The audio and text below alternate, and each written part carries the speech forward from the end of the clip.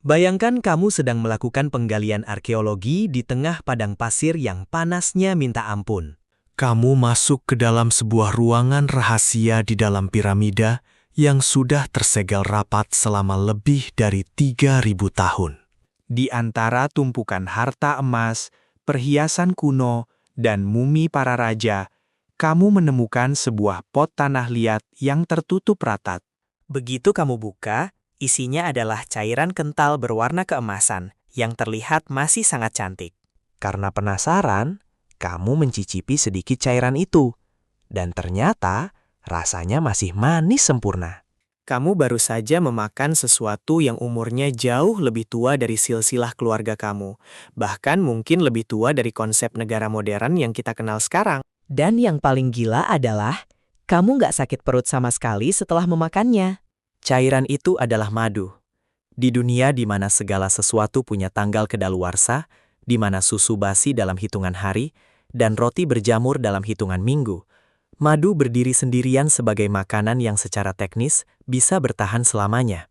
Ini bukan sihir, bukan juga karena dicampur bahan pengawet kimia rahasia dari masa depan.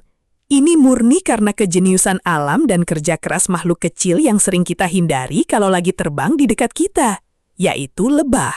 Madu adalah satu-satunya makanan yang nggak butuh kulkas, nggak butuh plastik kedap udara yang canggih, dan nggak butuh bahan tambahan apapun untuk tetap layak makan sampai ribuan tahun ke depan.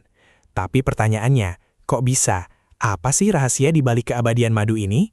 Mari kita bedah pelan-pelan. Untuk mengerti kenapa madu nggak bisa basi, kita harus paham dulu kenapa makanan lain bisa basi. Biasanya, makanan rusak karena adanya mikroorganisme kayak bakteri, jamur, atau ragi yang tumbuh di dalamnya. Makhluk-makhluk kecil ini butuh beberapa hal spesifik untuk bertahan hidup dan berkembang biak. Mereka butuh air, mereka butuh oksigen, dan mereka butuh lingkungan yang tingkat keasamannya netral atau pas. Nah, madu itu ibarat zona terlarang bagi semua mikroorganisme ini. Madu menciptakan lingkungan yang sangat ekstrim, sehingga nggak ada bakteri yang berani atau mampu hidup di sana. Faktor pertama dan yang paling utama adalah kandungan airnya yang sangat rendah. Kamu mungkin melihat madu itu sebagai cairan, tapi secara kimiawi, madu itu sebenarnya adalah benda yang sangat kering. Madu hanya mengandung sekitar 17–18% air. Dalam dunia sains, ada istilah yang namanya higroskopis. Ini adalah sifat suatu zat yang sangat suka menyerap air dari lingkungannya. Madu itu sangat higroskopis. Bayangkan madu itu seperti spons raksasa yang benar-benar haus. Nah, hubungannya sama bakteri apa? Bayangin ada satu bakteri yang nggak sengaja hinggap di atas permukaan madu. Bakteri itu adalah makhluk hidup yang tubuhnya sebagian besar terdiri dari air.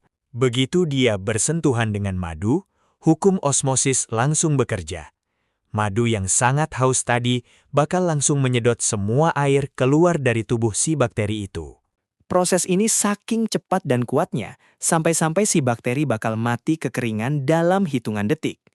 Dia hancur sebelum sempat berkembang biak, apalagi merusak madu tersebut. Jadi, madu itu sebenarnya adalah lingkungan yang sangat mematikan bagi mikroorganisme. Tapi, urusan air ini cuma satu bagian dari benteng pertahanan madu. Ada senjata rahasia kedua yang nggak kalah hebat, yaitu tingkat keasamannya atau pH-nya. Kebanyakan bakteri itu suka lingkungan yang netral, tapi madu itu sangat asam. Tingkat pH madu biasanya berkisar antara 3–4,5. Sebagai gambaran, tingkat keasaman ini hampir sama dengan cuka atau jus lemon yang pekat. Kamu mungkin nggak ngerasain rasa asam yang menyengat karena tertutup oleh rasa manisnya yang luar biasa kuat. Namun, keajaiban madu nggak berhenti di situ. Kita harus memberikan apresiasi setinggi-tingginya kepada para insinyur di balik pembuatan madu ini, yaitu lebah. Proses pembuatan madu itu sendiri adalah sebuah keajaiban kimia yang sangat kompleks. Lebah nggak cuma sekedar mengambil nektar dari bunga terus ditaruh di sarang. Nektar bunga itu sebenarnya punya kandungan air yang sangat tinggi, bisa mencapai 60–80%.